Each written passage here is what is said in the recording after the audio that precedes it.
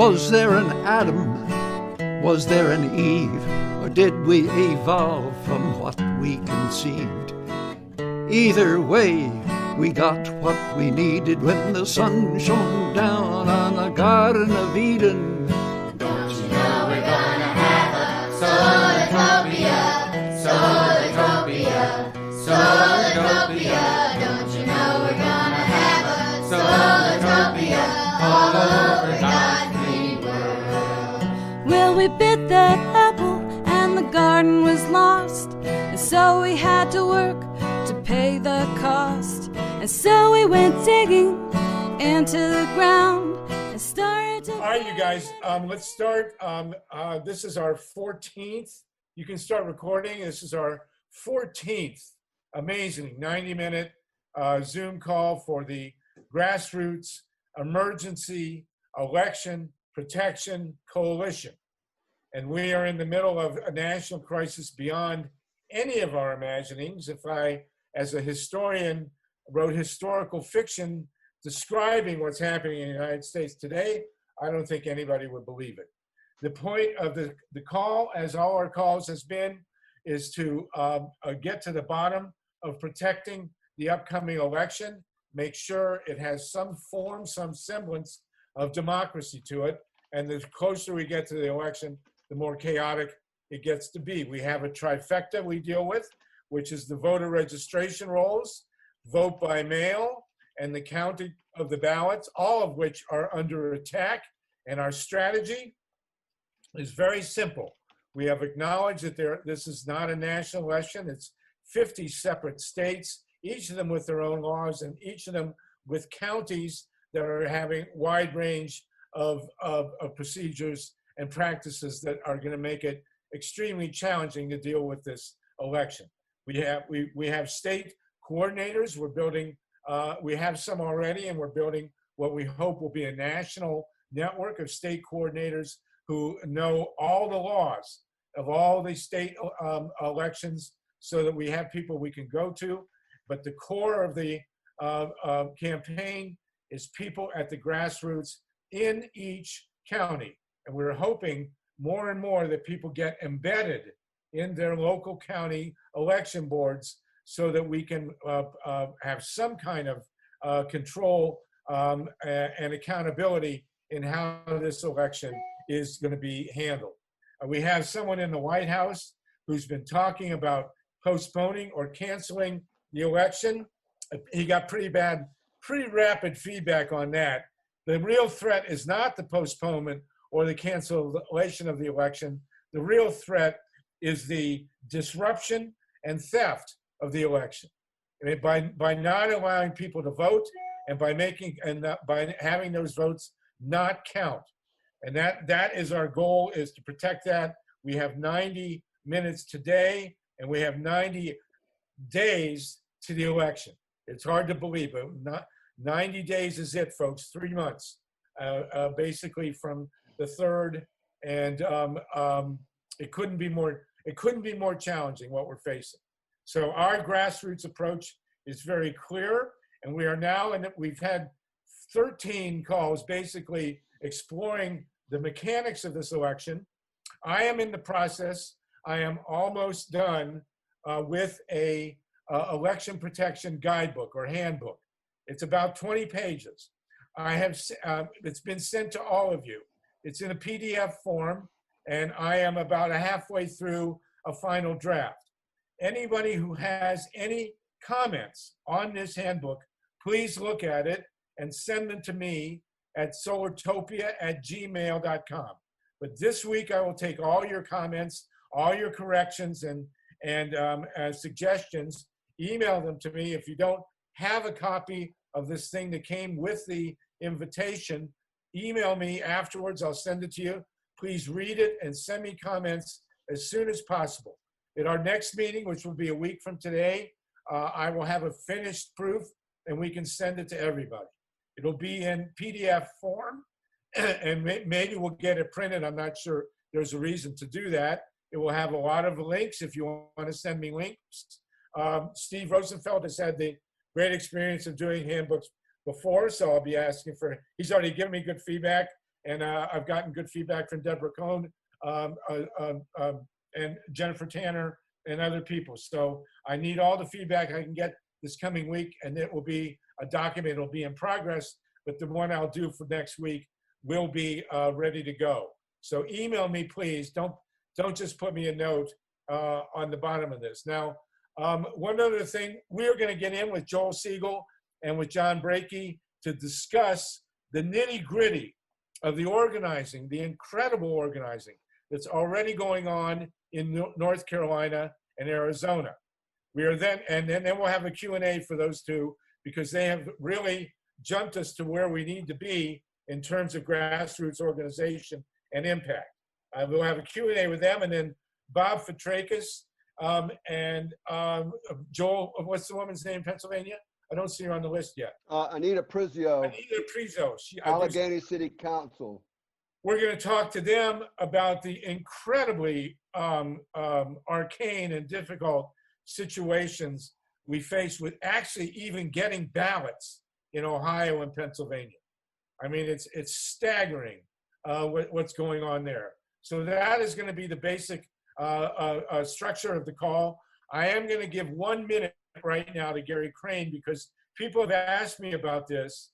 There are people who are talking about the possibility that the guy in the White House, who I never call president, will not vacate if he loses the election. And there are people, I've already been on a couple calls about this, who want to set up, do civil disobedience and prepare for that contingency. That is not the focus of these calls. But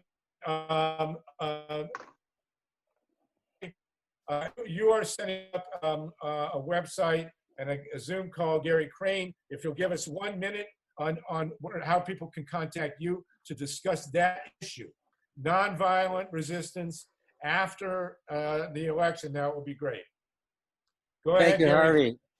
Thanks so much. So I just posted in the chat a Zoom meeting Wednesday at 3 p.m. Pacific time. And if that doesn't fit people's schedules, they can email me, Gary@getcouragenow.org, with what times they would prefer on Saturday. 2 choices. It's also really important for you anyone interested in looking at a nonviolent civil resistance strategy, to be able to give me a signal contact, because this is a confidential document. And if you use Telegram, one of the main protagonists in the Great Hack told me the FBI has already figured out how to hack Telegram. So please join Signal, it's free, and with your cell number, and then send me a note and I'll send you the confidential document that will be kind of our basis for brainstorming. The purpose of the meeting will be basically to get your criticism, ways to improve the strategy, and most importantly, how we can get this to major players at mobilize.us and other major platforms that literally 2,000 different campaigns, including the federal campaigns, are using. So they can just take these ideas and put them into their existing apps to reach millions of people. Okay, so thank you, Gary, much appreciated. That's for dealing with after the election. We're dealing with before the election or during the election, and then after the election for the vote count. Anyone who wants to contact Gary about possible civil disobedience, nonviolence after the election, he has posted his links in the chat, and go ahead. Okay, thank you very much, Gary. We appreciate that, and we appreciate your effort. Okay, as we proceed now, our agenda is deeper in the civil organization. Breaking up, Harvey. We need state by state to protect this election, to make sure people get a ballot, that their ballot gets received, and that those ballots are counted. So Joel Siegel, my co-convener, I'm going to turn it over to you. You are doing incredible work in North Carolina. You have people on the call with you. So tell us, please, what you're doing and what your game plan is to protect the vote in North Carolina. Thank you, Harvey. First of all, I want to thank you for your leadership on voter suppression all these years. Joel? Yeah. Hello? Joel Siegel? I'm here. Oh, come on. Hello, hello? Yeah, I can hear you, Joel. Can you hear Harvey, me? you can't hear Joel? Yeah. Harvey was going in and out for a while. Yeah, Harvey, you might want to close every application that you have running on your device other than Zoom, because you might be giving yourself a little performance. I could be heard by everyone else, right? I can Not hear head? you. Oh, Yep. look at those head noddings. All right. Yep. All that power I have going in my head already. Harvey, can you hear me? Let's wait, Mike, till we get Harvey, since he's moderating. I'm going to stop Harvey's video and see if that helps, Okay. because sometimes Joel? that puts... All right, can everybody hear me? Yep. Yep. I'm ready. Harvey, I'm gonna go ahead and talk. Is that okay? I think we have Trump is trying to stop us. They don't like us talking about the hacking into the supposedly it's private the communications. solidarity that we actually have among progressives that's not always typical. So maybe trying to stop that. So just go ahead, Joel. Should I go ahead? Okay. Yeah, we'll brief So, Harvey on first everything. of all, I want to thank Mike Hirsch, Communications Director for Progressive Democrats of America, my longtime co-conspirator when I worked for Congressman John Conyers. And we actually, Representative Conyers actually organized the first voter suppression. I remember Robert Petrakis was a part of that, I believe. That was in 2004 when the Ohio vote was literally stolen when Kerry was running. And what we found out during the congressional hearing was the Republican Party just took thousands of votes and threw them in Dipsy dumpsters. And the reason why I'm saying that is we don't want that to happen again. And if people think that, you know, Trump is down the polls and Biden is going to win and Democrats are going to win, I would really challenge that paradigm, because it's a false paradigm. We know that in New York, which is a Democratic stronghold, the election has been a disaster. Evelyn Maben-Hall's from New York. They're still counting absentee ballots, right, Evelyn? And that kind of strange that they're still counting the ballots. So there is a problem with competency and then voting in the time of COVID-19. This is a whole new, way to actually count votes during an election. Georgia, 7 to 8 hour waiting lines. DeKalb County especially was a total disaster. The staff who were working on the polls did not know how to work the machines. Wisconsin, people actually died in line. I know they were infected. Is that correct? They died?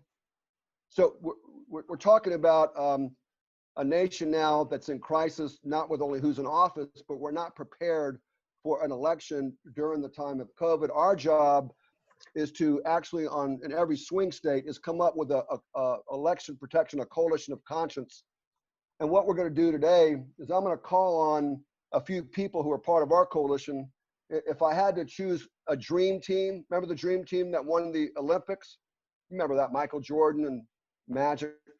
This is the dream team. Many of these people have way more experience than I do, and having worked in elections for, literally decades. And I'm going to be calling on them. We're going to go over our action plan. If you don't know where North Carolina is, I'll just remind you who we are. You might remember that guy, Michael Jordan. I just want to remind everybody who we are. Michael Jordan is from North Carolina, Wilmington. He's that guy, I know he's unknown to most of you, that won more championships from the Chicago Bulls than anybody. That he went to my college. But I just want to make sure everyone knows who we are. Okay, that's where we're from. We're from North Carolina. So what I'm going to do first is I'm going to call on Charles Stevenson, Wake County. He's a former senior legislative assistant to Representative Ron Dellums. As a 30-year-old, he was my mentor. I said, I think I want to work in Congress, because he was so cool. He used to wear an earring and was really into music back there. But he really has excellent ideas on what we need to do in terms of action steps if we're going to build these coalitions. We have to do them rapidly because we don't have much time. Charles Stevens, the floor is yours.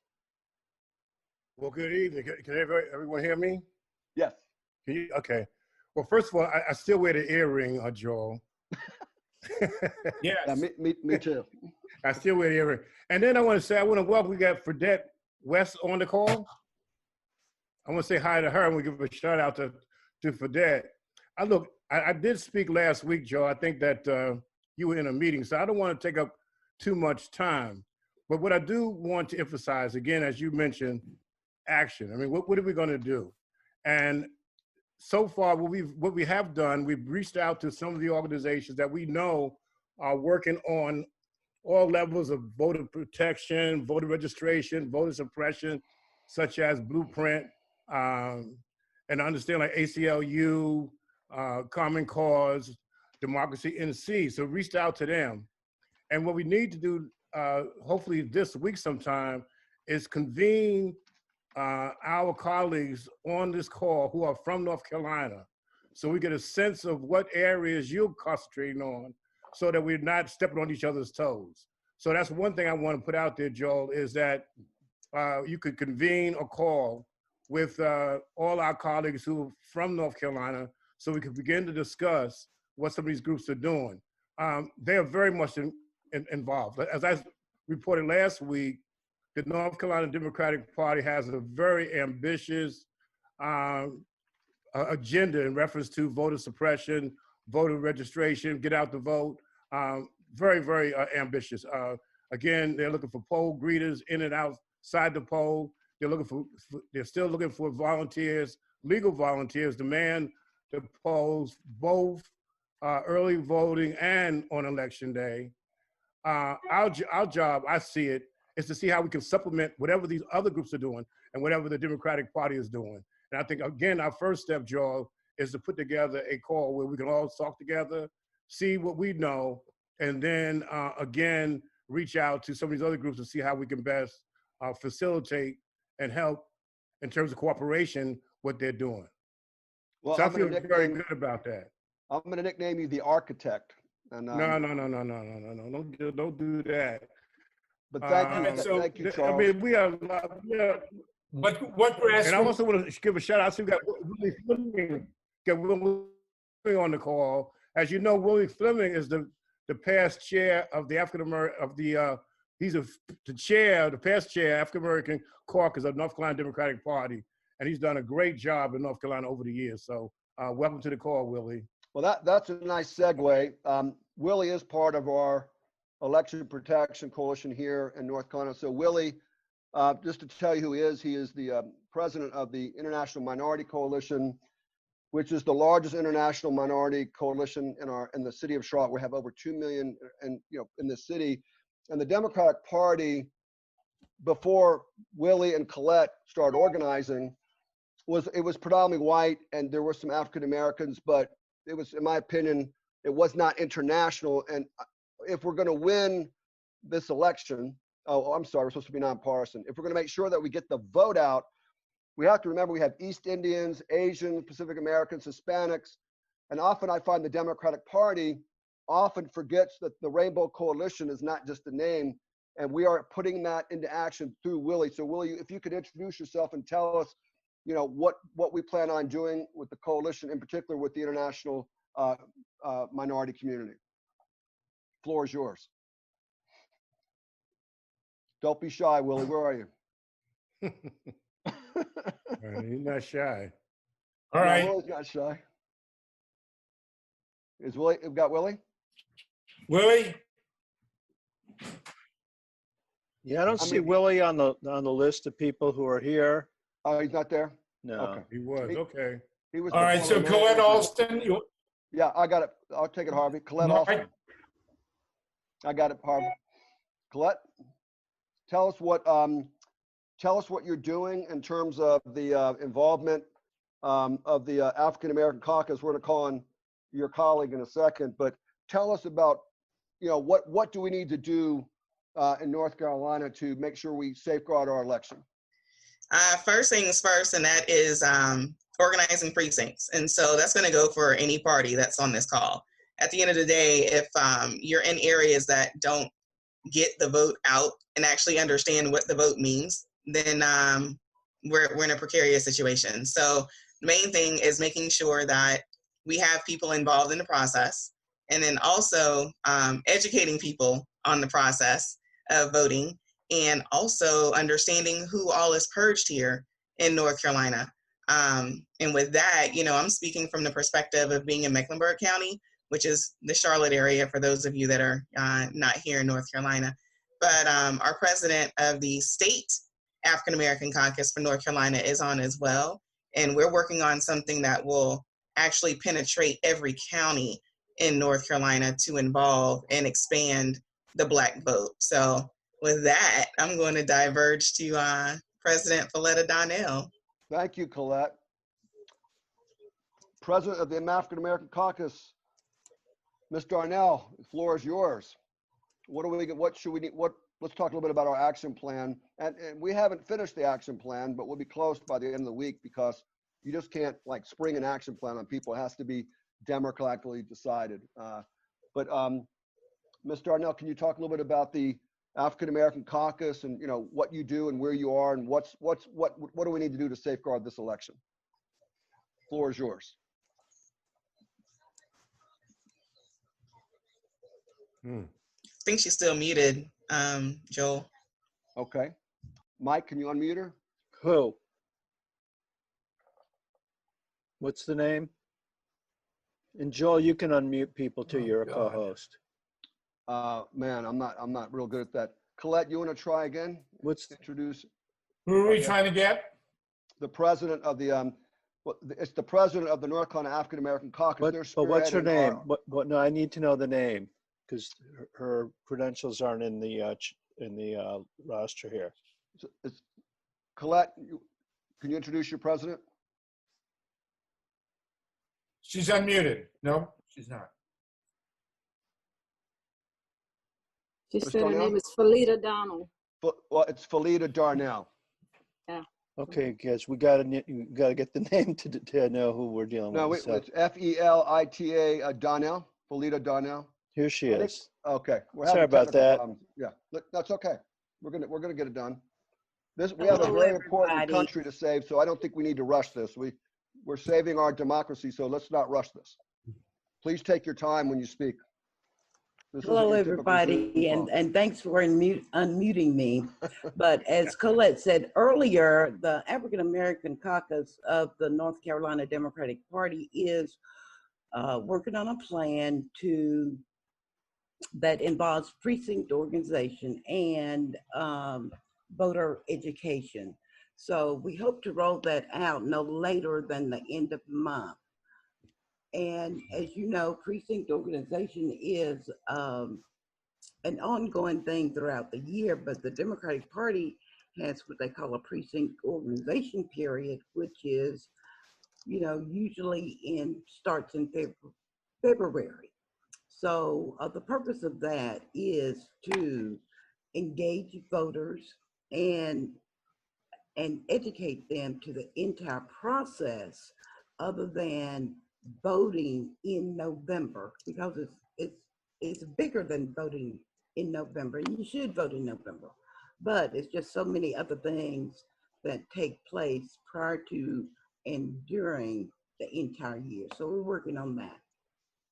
And I'm going to go into, when we conclude, I am going to go into a summary of our plan, just so it's clear what we are doing. I just want to make sure that everybody knows that we're a for real coalition, but also we want to be a template to other states. So if there's a Black Caucus coalition in your state, you of course want to get in touch with them. Why don't we hear from Donna Marie Woodson, Mecklenburg County Democratic Party, Alliance of More Progressives, and my dear friend. And if you can talk about what we need to do on the day of the election to protect the vote, and then any ideas that you have, Donna Marie, in terms of voter education and what you're working on with our coalition. Floor is yours. Okay. All right. Thanks so much for having me. And I'm going to start with where Colette left off in terms of precincts being organized as being number one. We're actually the boots on the ground. And what Colette has done with the voter education guide is remarkable. It's fabulous. I did a training. What the voter guide is, it goes through from precinct level all the way up to federal level of the roles of positions so that people understand what we're talking about. Because as a precinct chair, I know when I call people to introduce myself as I'm your precinct chair. They're like, oh, that's so nice, lady. So I have to educate them on who I am, what the position even means, because the average person has absolutely no idea. So bringing the precincts together, making sure that we're all organized and that we are educating them, that is role number one. And to also focus, I make my focus on the local level, so that people understand the implications. I say, you know what, don't worry about the federal right now. Worry about what's happening in your own state, because that point is the jump off point for everything that travels up the chain. So speaking about the efforts in terms of voter protection, I come from it from two different perspectives. Well, it's the same perspective. In 2008, I was a poll observer for President Obama's campaign, because I realized, I said, after doing all this canvassing and phone calling, I need to be in that room to make sure that everything goes right. And my instincts were very, very good, because it was 7 a.m. in the morning. I hadn't even gotten my coffee yet. And the election judge was asking for voter ID. And this was in Minneapolis at the time where I was living. And we didn't have voter ID. So I had to go, whoa, wait a minute. That person's name is on the roll. That's illegal. If I would not have been in the room, I have no idea what would have happened. But cool thing is, by the end of the day, she apologized to me because she knew she was doing wrong.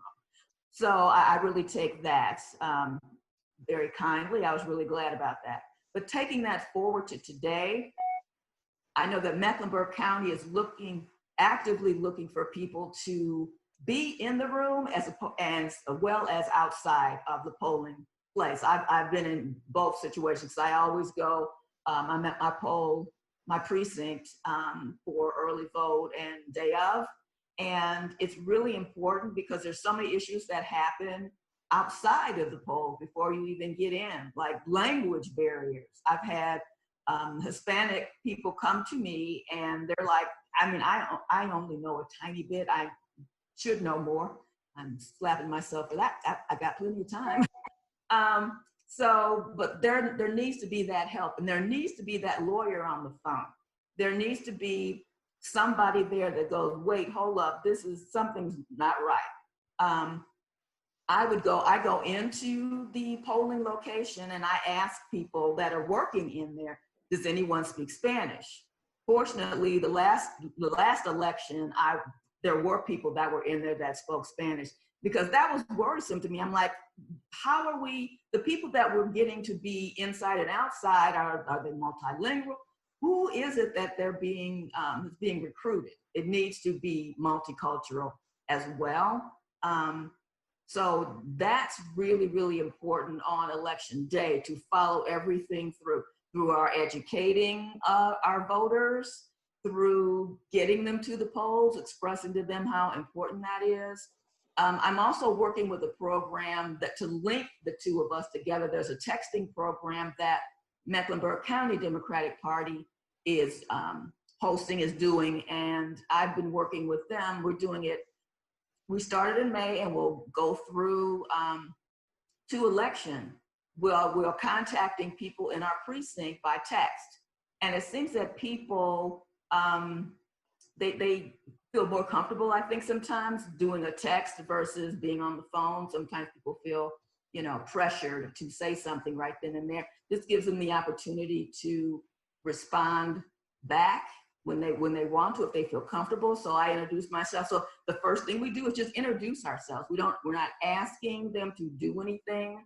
We're just making that connection. I'm your liaison. If you have any questions at all about what's going on in terms of who's running, what does this mean, where can I get absentee ballots? So impressing upon them that, we're the liaison. I'm your liaison to get that information. And I'm glad you wrote down there, Colette, that the voter education guide is it's multilingual. Hindu, Spanish, as well as English, which is awesome. And it's really important for us to establish those relationships and keep them throughout the year. That's one of the main things that I hear from people that I talk to. is they don't hear from people. It's only at election time does anybody connect with them. And that's something that we really, really have to work on. So that's what I would like to see with us moving forward is to look at this. This is a year-round education, year-round, to impress upon people how important it is so that we don't find ourselves back in this situation again, because we will. Because people just opted out in 2016. They were like, whatever, I don't like either one of them. Like going, okay, would you rather die or would you rather live? And that's what I'm telling people right now, because that's the bottom line, and that's where I come from. So that's what I would like to see, more voter engagement all year round. Texting is great for connecting with people. Then you can find out what their issues are and come meet them where they are, as opposed to me saying, well, if you come to a precinct meeting, then I'll teach you blah, blah, blah, blah, blah. Here I can connect with them and they can feel comfortable in their own home and everything. So meeting all year round with people, connecting with them, voter education is crucial. Thank you, Ms. Colette, because that's crucial. That is vital. Everybody needs to go through that training, and we can, and it's perfect because it's online. So just like we're online Zooming right now, you can do the same thing, training on Zoom. And Donna, Maria, I just want to say, first of all, I know you learned a lot from Chicago and Democratic machine politics. It's very obvious. I think you also spent time in Detroit with my former boss, John Conyers. So it sounds like you learned a little bit in those two cities. I'm just saying. Now, one thing I do want to say is what we are going to do in terms of voter education. We're going to be doing intensive Zoom voter education campaigns, at least in Mecklenburg County and throughout our state. So whatever we've been concerned about, voter ID, absentee ballots, fraud, voter purging, because I'm seeing in the chat box, well, what about voter ID? And we can't like educate people unless we have a structure to do so. And Colette and Donna Marie, they have the structure already in place. So this is what Charles Stevenson has been saying. Let's connect with organizations who are already doing this and then build off, these organizations. Then we can take our election protection, or what Harvey calls the trifecta, which will be out hopefully on our website very soon. So thank you, Donna Marie. Quick question, lightning round, 20 seconds, and then I'm going to go to our two other speakers. Donna Marie, how many people in Charlotte-Mecklenburg do you think understand anything about absentee voting? Like how to get one? What do you think? Like what percentage? I know from Mecklenburg County Democratic Party, making people aware. I know that as precinct chairs, we've been educating our neighborhoods about here's where you go, here's the link. The great thing that happened was in Raleigh, the Senate was able to get passed where, people can request it, the absentee ballot, and they can fill it out online. So they have options. So they can either fill it out online and send it right in, or they can print it out and take it to the elections office if they feel more comfortable. But we've been doing a lot. We've just gotten our blue ballot out, which is another educational tool. And just got mine yesterday. It doesn't have anything about the vice president because we don't know that yet, but when that information comes out, the ballot will be updated to that. But it's another great educational tool. So that's something else that's out there and that we're pushing into the public. And Don, I want to tell you what Harvey has tasked us with is try to come up with a template that we can export in other states. So first of all, thank you for your leadership. We got Michael Merenstein, 2 minutes. The Alliance of Moral Progressives, in terms of your work with Andrew Miller for the Center for Common Ground, we know that in North Carolina, we've had the largest purge in the country, over 500,000 people purged. We're asking Greg Powell to come here. We're going to ask him to do a study of how many were purged illegally. It was done, I think, in 2018 in 1 week during I think it was Christmas. That kind of makes me suspicious. But Michael, tell us about the great work that you're already doing, and that's part of our coalition. Welcome to the call. Absolutely, and thank you, Joel.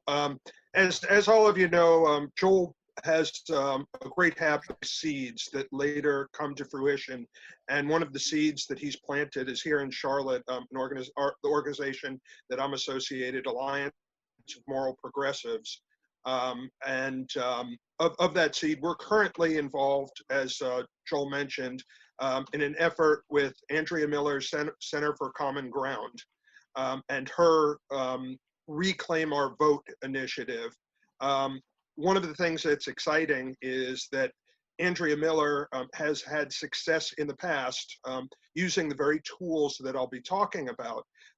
So, for example, in 2018, they increased turnout by a full turnout by a full 11%, and that resulted in upset election results. Ms. Miller is looking to increase turnout of people of color in the upcoming election by 25%. Specifically, it's divided up into 3 separate efforts: reclaim our vote, let me vote, and count my vote.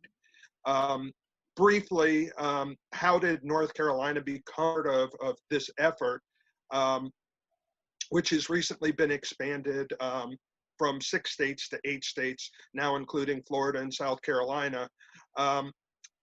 There's another graduate of Michael Jordan, Andrew Reynolds. He did a study that showed the state of North Carolina in 2016 gave it an election integrity score that ranked it among, if it were a nation, it would rank among places like Cuba, Indonesia, Sierra Leone. And this was before the theft of election in District 9 in 2018.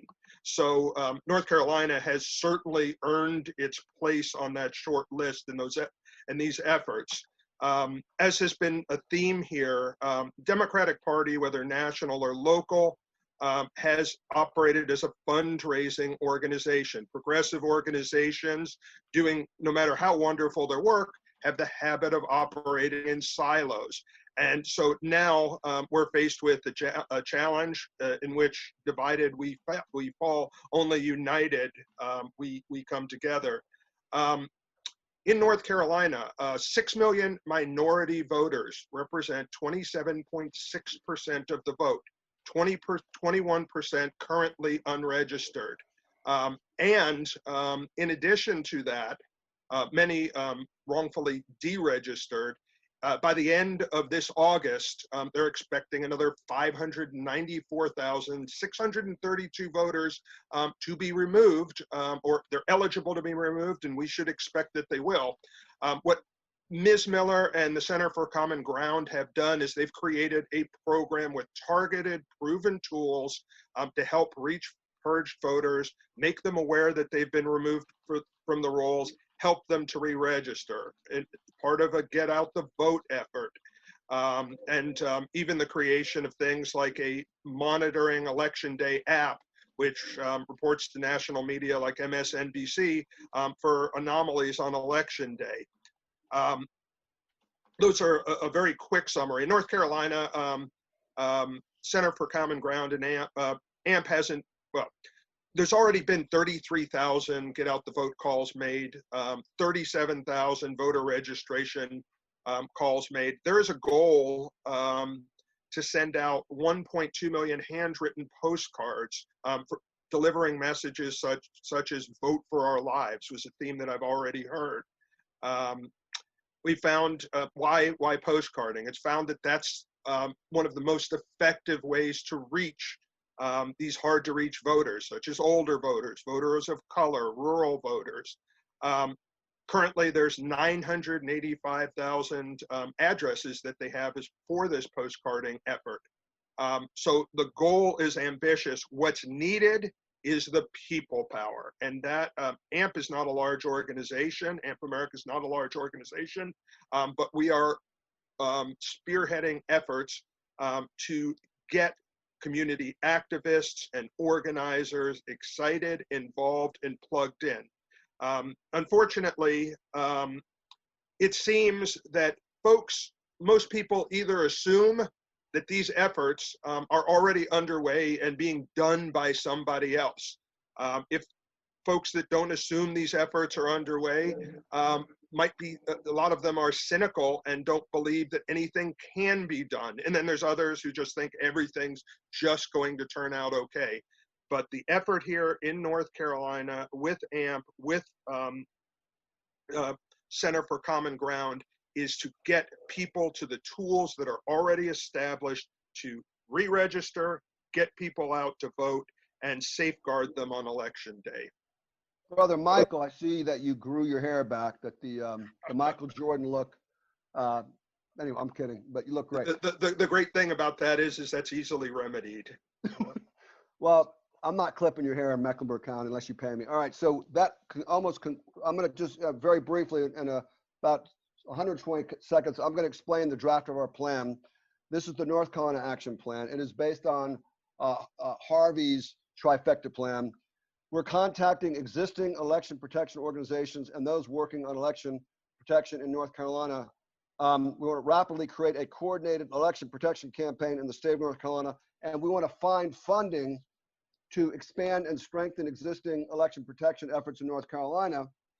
It's pretty much common sense. If we can get, $200,000, $300,000, $1 million, I would love to give that money to the African-American Caucus or some of the existing groups so we can expand our reach. We want also, what we want to do is we're going to be focused on educating North Carolina voters, especially Black and Brown, and students about everything they need to know about absentee voting. There currently is no plan to do so specifically. However, the people who we talked, Donna Marie Woodson, Colette Austin, we're going to build off their plan and ensure that that's a big part of the already existing plan of voter education. We have 500,000 people in North Carolina have been purged off the voting rolls, and Michael just talked about what we're doing in order to re-register. This is Harvey's idea. We're going to become embedded in the local North Carolina Board of Elections in our counties. We're going to meet with the county chairs. In North Carolina, there are 3 Democrats and 2 Republicans in every county in terms of the board. But we want to discuss their plans on early voting, what are they doing on the day of the election, absentee ballot counting, number of polling places, provisional ballots, and then there are going to be some counties that still think there's a voter ID requirement, and that got struck down. But we've already heard about people at the polls being asked for their ID, even in New York, by the way. We want to have a huge presence at the voting polls the day of the election to supervise the election and deal with problems at the voter polls. There are going to be a lot of problems that are going to arise.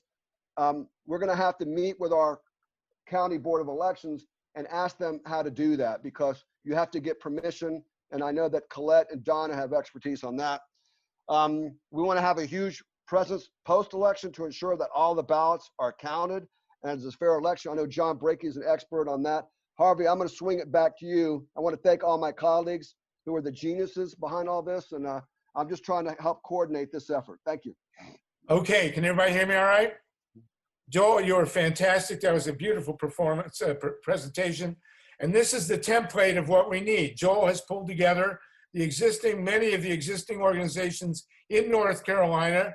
You all are going to the election boards. Donna Marie, your presentation was dynamite, everybody. And so we need to see this as a template for action. These groups in North Carolina that Joel has pulled together, Reverend Glency Rederick has joined us, who's spoken with us before. I wish we had in every state in the country what we have in North Carolina. And so if you'll contact Joel, I'm going to ask you to write up a couple of paragraphs laying out how you've done, what you've done in North Carolina. We have 90 days to duplicate this, at least in all the swing states. And, the integration of the activism into the election boards, which you've discussed so beautifully, Willie, and the rest of you, is just absolutely, Charles Stevenson, is absolutely essential. And you've also managed to reach out to the Democratic Party and get them to understand the grassroots nature of the imperative that we're facing here in this election. So we'll have you back, everybody from North Carolina, but please, we all should take heart about this, because we do have a template that's working. I mean, it's in place. We have a state coordinator, which is Joel. We have the legal expertise. We have the organizations with Charles and Donna Maria and Colette and Glency and so many others. This is really what has to happen nationwide. I'm told, by the way, that Nina is on the phone from Indivisible. And we need to recognize her. And because that's a national a network of local organizations. And that's what we really need everywhere. So another place where we're really moving ahead in a tangible way is Arizona. And John Brakey, are you with us? Can we have you unmuted? John Brakey, you're in Phoenix, in Maricopa County. I'm here. You're there. And yes, I am. Thank you. You've told me that Phoenix is a ghost town. I mean, we are witnessing the collapse of the United States of America. I think one thing we should do on this call is have a pool, a betting pool as to when the stock market is going to collapse. And because that is going to change everything, but we won't talk about that in detail. It is something in the back of our minds. John, we talked today, you've had tremendous success in Arizona, another swing state. Can you tell us what the nature of your success has been? And again, Joel, thank you so much for paving the way here and now John. Pleasure. Well, thank you. And thank everybody before me for the work that they're doing in North Carolina. That is a very important swing state. We're involved in there too. We're looking forward to be part of your coalition. You know, what we want to do is make sure that we can help you understand the technology of the equipment that you're using. And letting you know the good news is that most of your state now is 100% digital. And that means you have two official ballots, the one that you marked and one the machine counted. One is easily a public record that we'll have to fight for. That's the ballot image. The original one, that protects. But getting back to what I was telling Harvey earlier today is that I've been appointed by the Libertarian Party to be their person inside the election of bar, access to everything that's going on in Maricopa County, which is now the second largest voting district in the United States, with a total of 2.5 million voters. And you know, and one thing for me being up there, I'm very proud to be up there representing the Libertarian Party, because I work with, even though I am a progressive Democrat, but my Libertarian brothers do believe in having, and sisters believe in having elections that are transparent, trackable, and publicly verified. And, you know, I've sued Maricopa County about 4 times, okay? The last time I sued them was 2016. In 2010, Jesus, they drove me to practically a heart attack because it was such intense fighting that was going on because how bad and how corrupt it was.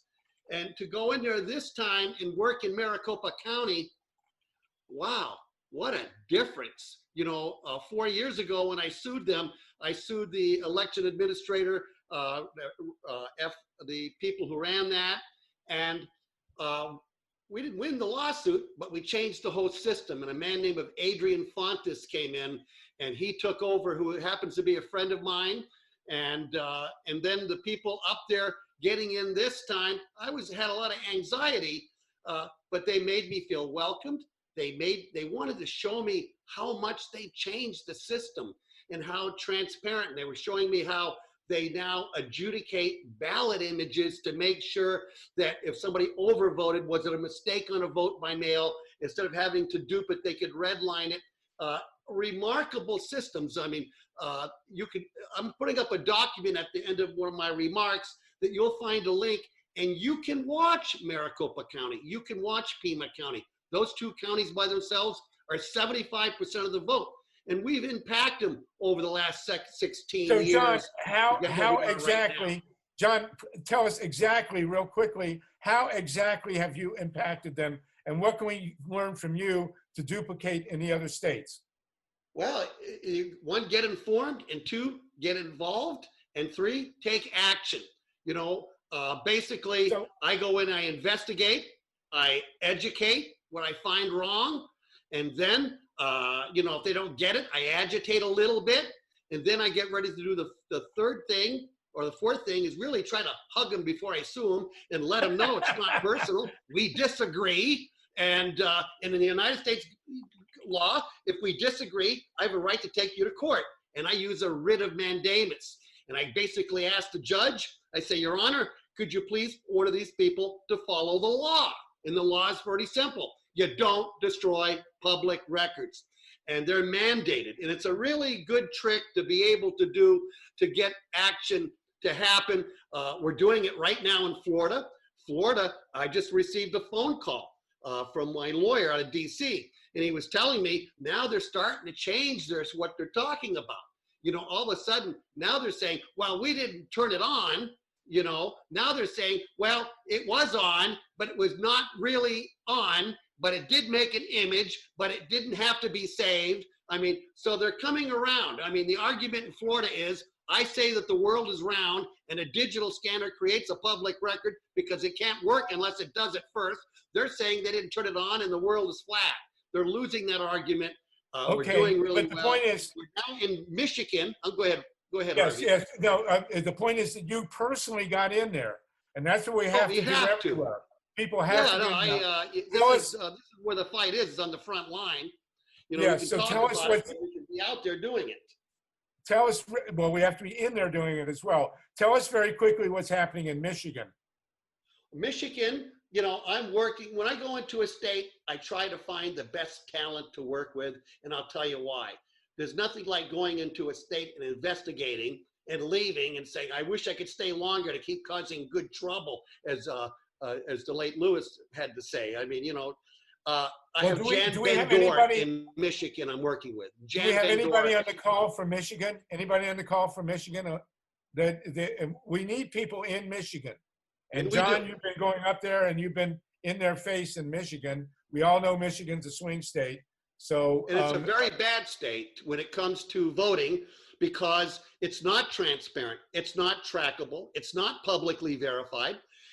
You know, just use Maricopa as an example, the tale of two cities. Let's use Phoenix, Maricopa, and let's use Wayne County, Detroit, okay? Me and Steve Rosenfeld worked Detroit and Wayne County very hard going to a lot of locations. We never saw one election management system. Everything there was a virtual private network. When the precinct produces a result, they push a button and it goes through the internet. You know, not a good system. When we went to the site where they were doing the verifying the vote by mail, once again, you know, we would say, gee, you know, where's the EMS? And they said, we don't know, we just push this button. And that button sends all the results over the internet, okay? I call it an insider's network. And it's a very bad situation in Michigan because of this.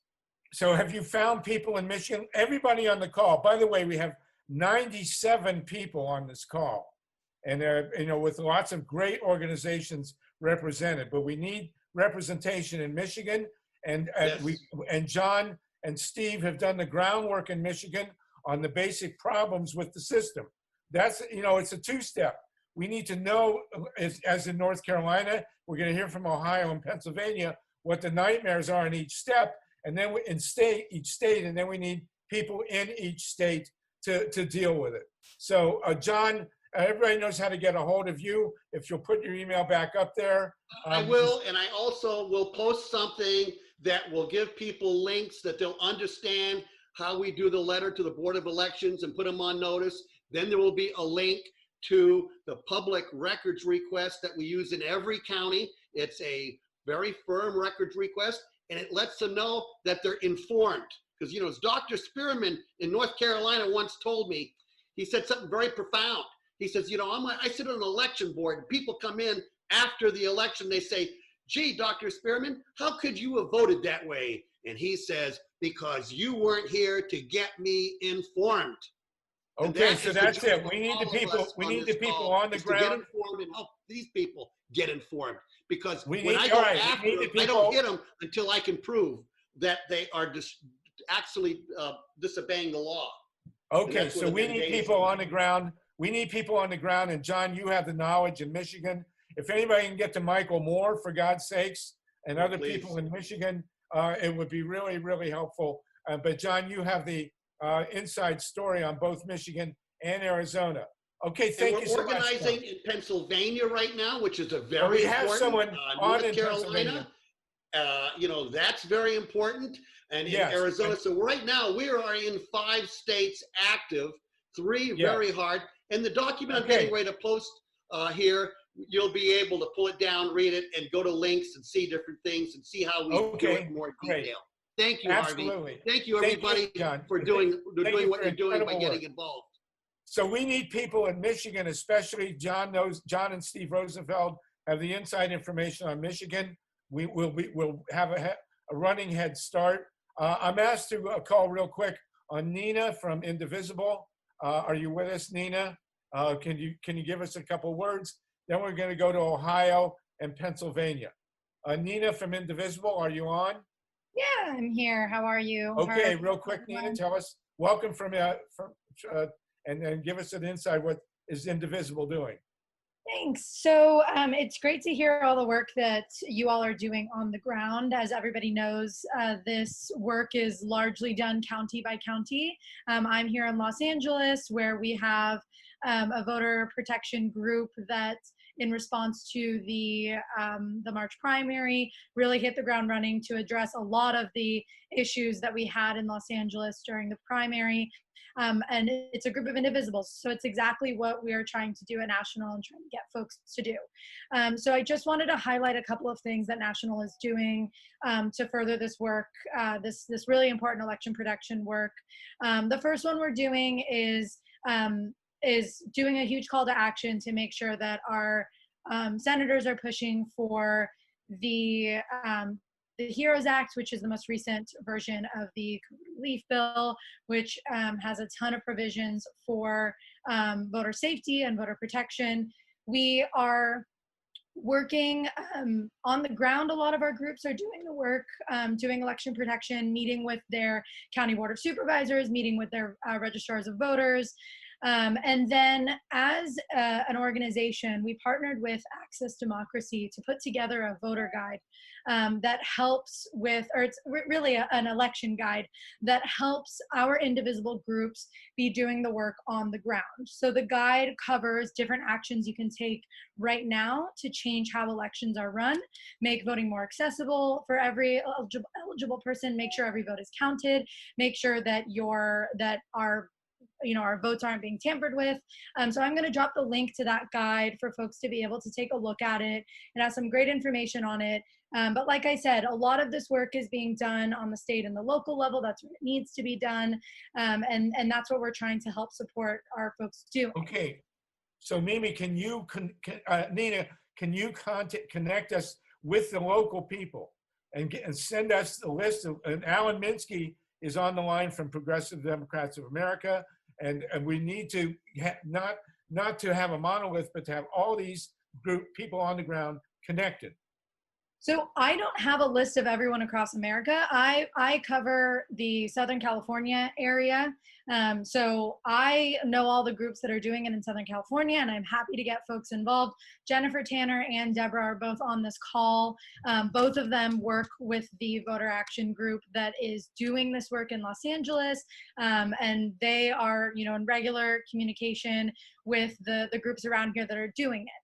Now, I think the best way to go about this is really getting in contact with the local groups in whatever area you're in. Yes, exactly. We have indivisibles all over. You can reach out to Indivisible National and get connected with the organizer. Okay, can you give us the connection to Indivisible? Yes, I'm okay. gonna drop all the links in the chat, and you can also actually see we have all of our indivisible groups that are active. We have their name and their contact information for their group leaders on a map. So you can reach out to an indivisible group leader in your community and get them involved in this work. That's what we want. All those links in there for you. I'll also drop the link to the guide, our call to action. And we also have been working with a coalition of grassroots groups that have formed Protect the Results, which is a campaign to basically protect the integrity of our elections come November, because we know that they're going to be called into question by Donald Trump. So what we need now is to integrate your network with Alan Minsky from Progressive Democrats of America. All these grassroots networks got to be identified state by state, so that what you just heard from Joel and from about North Carolina and from John about Arizona and Michigan, we can duplicate all around the country. Okay. Perfect. I'll drop a ton of links in the chat for you, and I'll also put my email if you guys have any questions. I'm always here. Right. And Mike Hurst, the engineer, makes the chat available to everyone after the call. So, and the recording is also available. Fantastic. Nina, thank you so much for checking in. And we want to hear from Sunrise and other organizations like yours that are grassroots with networks all over the country. That's the key to doing this. Okay, Pete Johnson from Ohio has raised an important issue. And something we need to think about. And I'm gonna mention it, and then we're gonna move into talk about Ohio with Bob, because the situation in Ohio is an absolute nightmare beyond belief, and it's what we really face in the catastrophe of this election. Pete has suggested that we need to talk both about vote by mail and about early voting, because early voting now becomes a key with the assault on vote by mail and the Postal Service.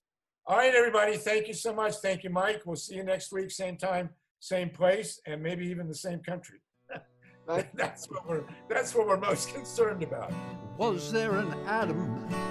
Was there an Eve? Or did we evolve from what we conceived? Either way, we got what we needed when the sun shone down on the Garden of Eden.